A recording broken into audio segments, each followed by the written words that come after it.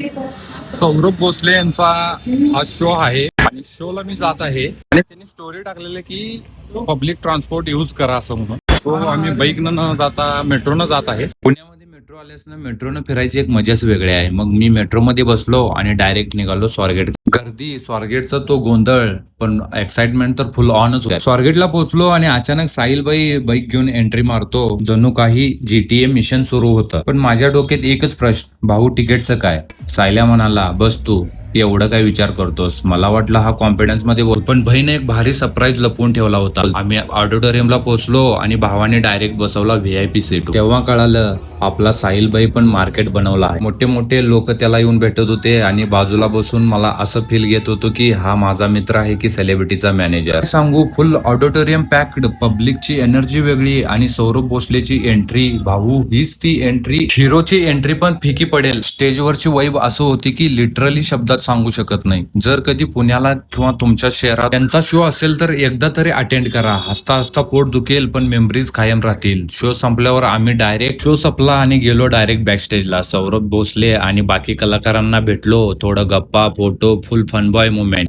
आणि मग काय, रात्र संपायला classic Pune plan, FC road. थोडं फिरलो, थोडं खाल्लो, थोडं लाईफ एन्जॉय केलं आणि हा ब्लॉग इथंच संपला. आणि हा ब्लॉग तुम्हाला कसं वाटला मला कमेंटमध्ये सांगा. परत भेटू नेक्स्ट ब्लॉग मध्ये आणि फॉलो करायला विसरू नका.